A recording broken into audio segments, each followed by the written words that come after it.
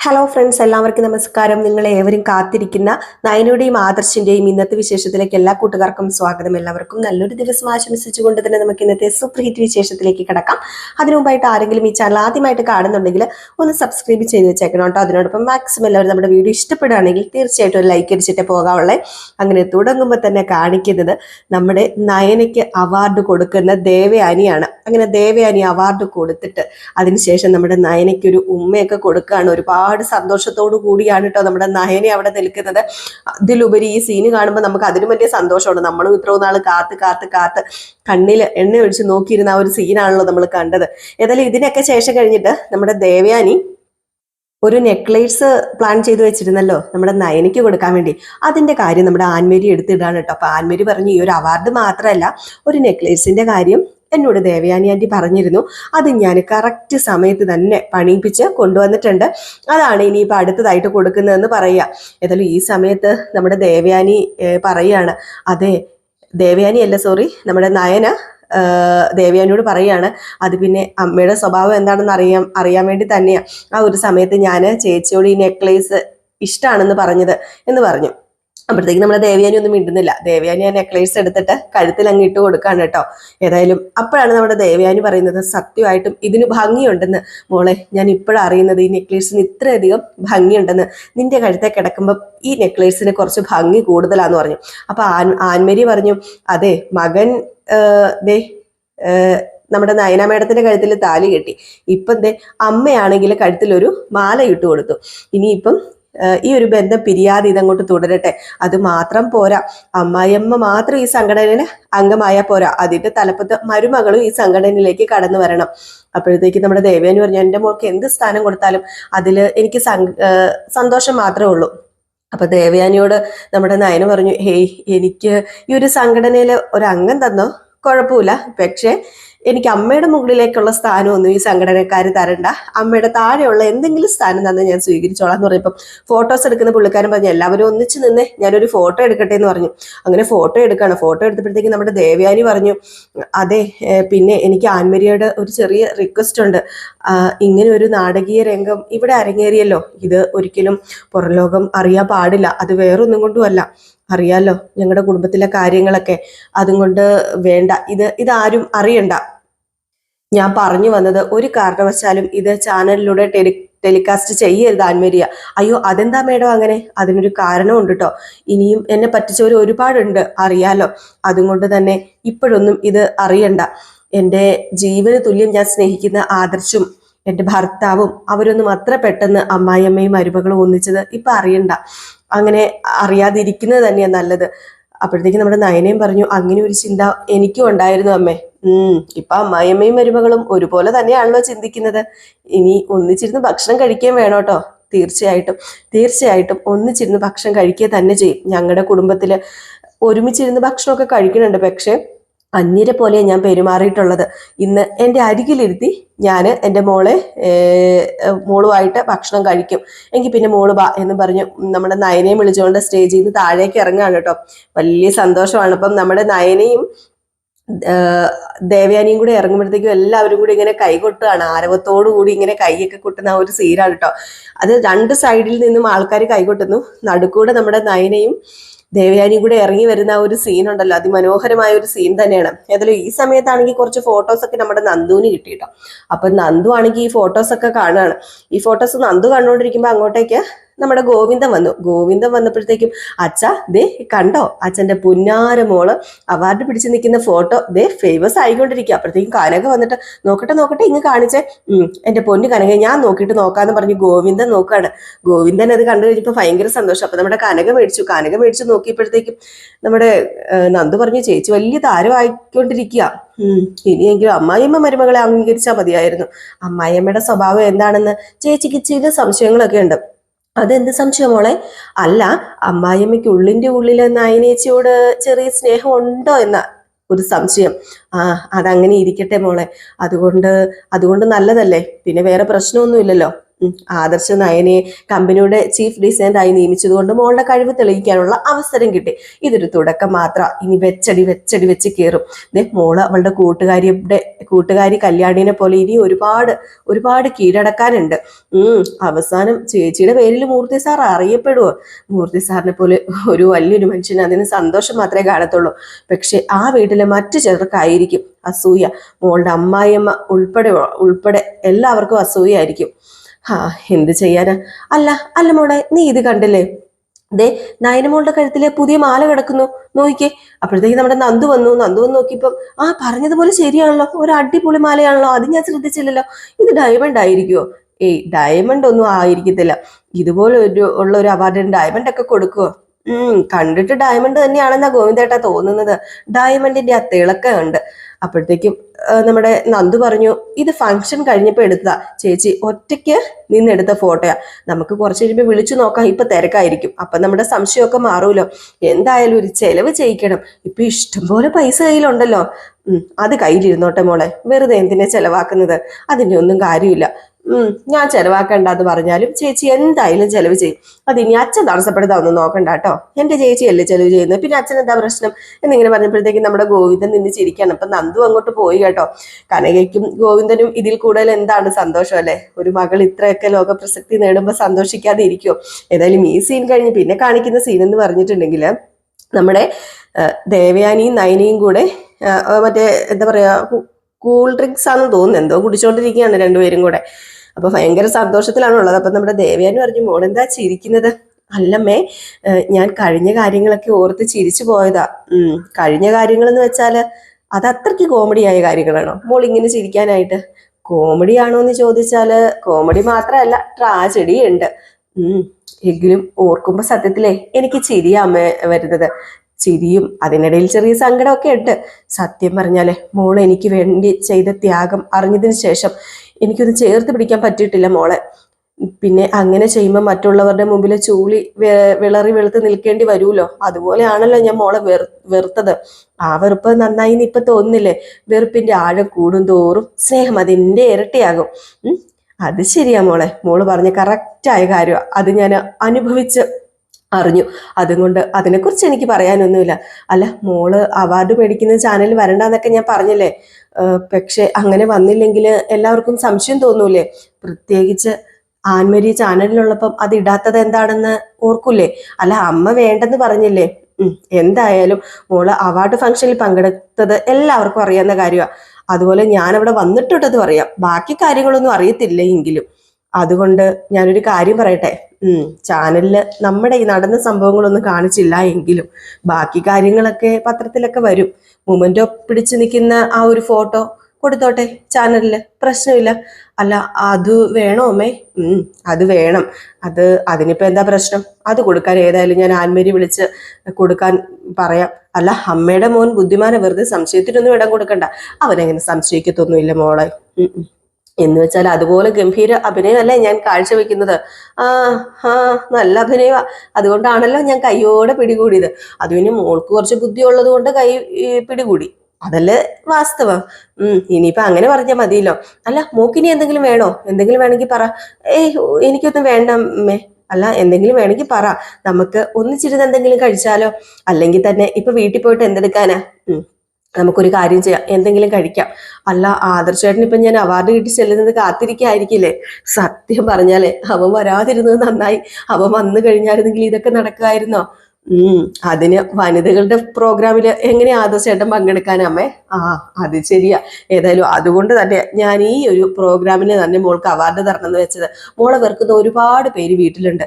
അവരൊക്കെ ചാനലിലും പത്രത്തിലും ഒക്കെ വരുന്ന ഫോട്ടോയും വീഡിയോസൊക്കെ കാണുകയും വായിക്കുകയും ഒക്കെ ചെയ്യണം. ഇനിയിപ്പം എല്ലാത്തിനും ഞാൻ മോളുടെ കൂടെ ഉണ്ടാകും, എല്ലാത്തിനും സപ്പോർട്ട് ഉണ്ടാകും. അല്ല, അമ്മ സപ്പോർട്ടുള്ളപ്പം പിന്നെ എനിക്ക് എന്താ പ്രശ്നം? അല്ല, അമ്മ എത്ര നാളാ എന്നെ സപ്പോർട്ട് ചെയ്തുകൊണ്ടിരിക്കുന്നത്. ഇതും ഒരു സപ്പോർട്ടാണ്. ഇതിനു മുമ്പ് സപ്പോർട്ട് ചെയ്തിട്ടുണ്ടല്ലോ. അതൊക്കെ ശരിയാണ്. എനിക്കിനി ആദർശെന്ന ഒരു മോൻ മാത്രമല്ല, നയന എന്ന ഒരു മോളും കൂടിയുണ്ട്. ഞാൻ ആദർശിനേക്കാൾ ഒരു പിടി കൂടുതൽ സ്നേഹിക്കുന്നത് മോളെയാണോ എന്ന് സത്യം പറഞ്ഞാൽ എനിക്കിപ്പോൾ സംശയമുണ്ട്. അതുപോലെ എനിക്കിപ്പം മോളെ ഇഷ്ടം. ആദർശ് നല്ല ഭാഗ്യവാൻ തന്നെയാ. നിന്നെ പോലെ ഒരു ഭാര്യനെ കിട്ടിയില്ലേ? ഹാ, പിന്നെ മോളുടെ ചേച്ചിയുടെയും അതുപോലെ തന്നെ അനിയുടെയൊക്കെ ഭാവിയെ കുറിച്ച് ഓർത്തിട്ട് എനിക്കിപ്പോൾ ഒരുപാട് സങ്കടം തോന്നാറുണ്ട്. ആദ്യം താളപ്പിഴ നിങ്ങളുടെ ജീവിതത്തിലായിരുന്നു, അത് മാറി വന്നു കഴിഞ്ഞപ്പോഴത്തേക്കും ഇപ്പം അത് അവരുടെ ജീവിതത്തിലും ബാധിച്ചിരിക്കുക. ഒരുപാട് പൊരുത്തക്കേടുകളുണ്ട്, അതെങ്ങനെയെങ്കിലും മാറ്റിയെടുക്കണം മോളെ. അതും കൂടെ മുന്നോട്ടേക്ക് കൊണ്ടുപോകാൻ പാടില്ല. പ്രത്യേകിച്ച് അനിയും അനാമികയും തമ്മിൽ സ്നേഹിക്കണം, അവരുടെ ബന്ധം ദൃഢമാകണം. അനിയും ആദർശം എനിക്ക് രണ്ടല്ല മോളെ, ഒന്ന് തന്നെയാ. ഞാൻ ഒരുപാട് സ്നേഹിക്കുന്നുണ്ട് അനിയെയും. അതുകൊണ്ട് തന്നെ അനിയുടെ ജീവിതം തകരുന്നത് എനിക്ക് സഹിക്കാൻ പറ്റുന്നില്ല. അനാമികയുടെ സ്വഭാവമൊക്കെ മാറ്റണം. എനിക്ക് അറിയാമേ, നമുക്ക് എന്തൊക്കെ ചെയ്യാൻ പറ്റുമോ അതൊക്കെ നമുക്ക് ചെയ്യാം. പക്ഷെ അവിടെ പ്രശ്നം അനാമികയുടെ അച്ഛനും അമ്മയും. അനാമികയുടെ അച്ഛനും അമ്മയും നല്ല രീതിയിലല്ല ആ കുട്ടീനെ വളർത്തിയത്. എനിക്കും ചിലതൊക്കെ മനസ്സിലാവുന്നുണ്ട് മോളെ. പിന്നെ ഞാൻ എല്ലാം കടിച്ചു പിടിച്ച് ഒന്നും പറയാതെ നിൽക്കുന്നതാ. സാരമില്ല, അതിനെക്കുറിച്ചൊക്കെ ആലോചിച്ച് കഴിഞ്ഞാൽ ഒരു അന്തവും ഇല്ല, ഒരു കുന്തവും ഇല്ലാത്തൊരവസ്ഥയായി പോകും. ഇപ്പൊ നമുക്ക് സന്തോഷിക്കാനുള്ള സമയമല്ലേ, നമുക്കിപ്പൊ സന്തോഷിക്കാം, അതല്ലേ വേണ്ടത്. അപ്പോഴേ നമ്മൾ ഇവിടുന്ന് നേരെ പോകുന്നത് ടെക്സ്റ്റൈൽസിലേക്കാ. ടെക്സ്റ്റൈൽസിലേക്കോ? എന്തിന്? അതിന് മോൾക്ക് കുറച്ച് സാരിയൊക്കെ മേടിക്കണം, ഞാൻ തന്നെ സെലക്ട് ചെയ്ത് തരണം. അതുപോലെ തന്നെ മോളും എനിക്ക് കുറച്ച് സാരിയൊക്കെ സെലക്ട് ചെയ്ത് തരണം. നല്ല സെലക്ഷൻ ആണെന്ന് എനിക്ക് നന്നായിട്ട് അറിയാം. ശരിയപ്പോ അതിനിപ്പോ എന്താ, നമുക്ക് പോകാമല്ലോ എന്ന് പറഞ്ഞിട്ട് രണ്ടുപേരും സന്തോഷത്തോടു കൂടി ജ്യൂസൊക്കെ കുടിച്ചുകൊണ്ടിരിക്കുന്ന ഒരു സീനാണ് കേട്ടോ.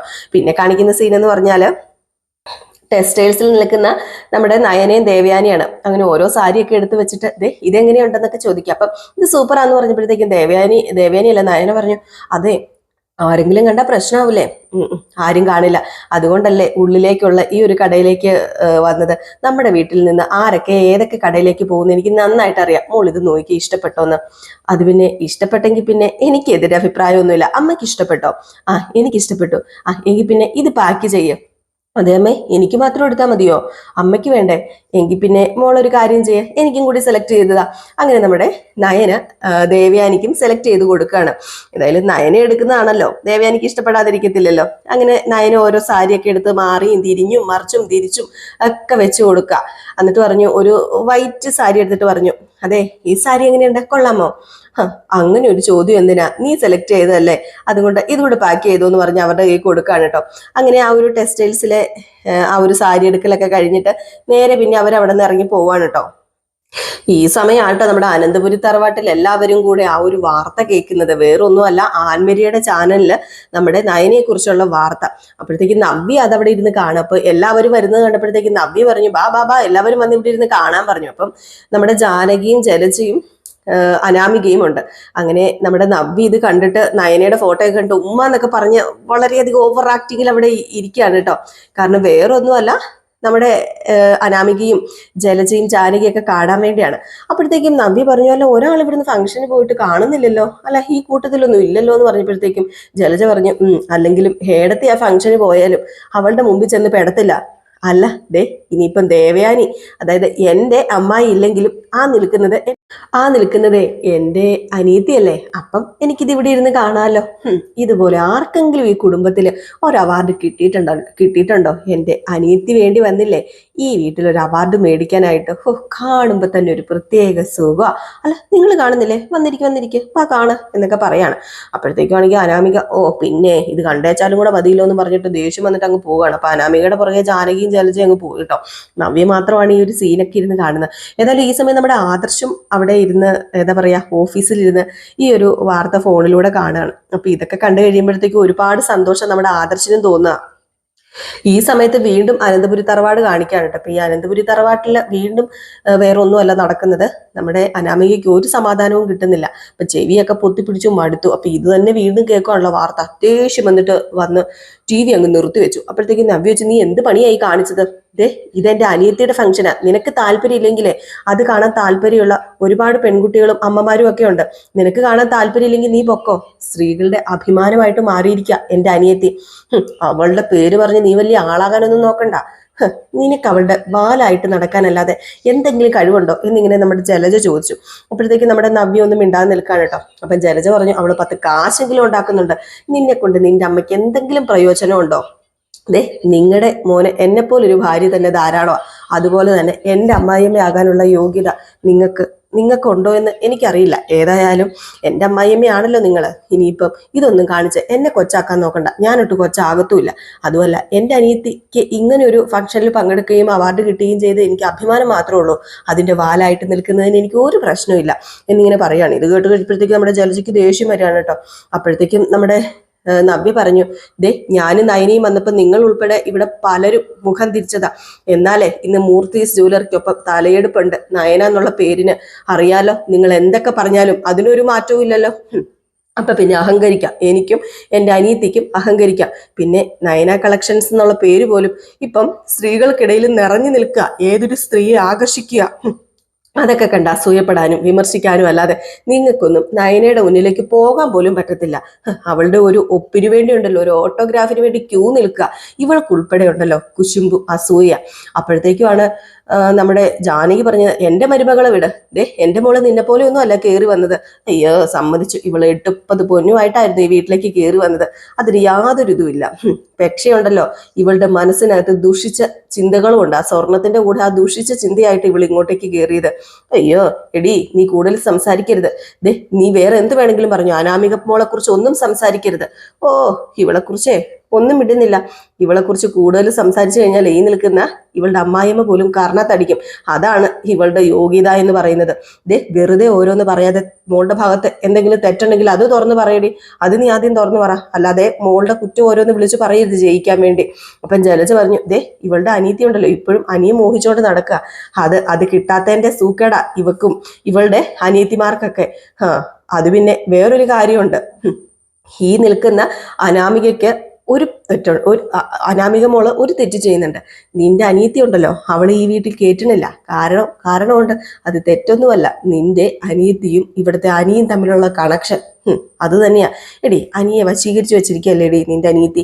അപ്പൊ പിന്നെ എങ്ങനെയാടി അനാമിക മോള് പറയാതിരിക്കുന്നതെന്നൊക്കെ ഇങ്ങനെ ചോദിക്കണം. ഇത് കേട്ട് കഴിഞ്ഞപ്പോഴത്തേക്ക് നമ്മുടെ നവ്യക്ക് ദേഷ്യം വന്നു കേട്ടോ. അങ്ങനെ നവ്യ പറഞ്ഞു, ആ തെറ്റൊന്നുമല്ല, തെറ്റ് അതെന്താണെന്ന് ഇവക്ക് നന്നായിട്ട് അറിയാം. ഇനിയിപ്പൊ അത് ഞാനായിട്ട് വിളിച്ചു കൂവി ചളവാക്കി കുളവാക്കുന്നില്ല. പക്ഷെ എന്നെ തോൽപ്പിച്ചാലേ എന്റെ നാവടങ്ങിയിരിക്കത്തില്ല. അത് ഞാൻ പിടിച്ചാൽ നിൽക്കില്ല. അത് നീയെങ്കിലും മനസ്സിലാക്കിക്കോ അനാമികെ, നിന്റെ തെറ്റെന്താണെന്ന് നിനക്കറിയാലോ എന്ന് പറഞ്ഞിട്ട് നവ്യ അങ്ങ് പോവുകയാണ് കേട്ടോ. എന്തോ ഉണ്ടെന്ന് നമ്മുടെ ജലജയ്ക്കും ജാനകിക്കും മനസ്സിലായി. അപ്പം ജാനകി ചോദിച്ചു, എന്താ മോളെ അവൾ അങ്ങനെ പറഞ്ഞത്? അത് പിന്നെ അമ്മേ, എനിക്കറിയില്ല. എന്ത് തെറ്റ്? വട്ട് കേസ്. അതിനോടൊക്കെ വായിട്ട് അലയ്ക്കാൻ എനിക്ക് പറ്റില്ല അമ്മേ.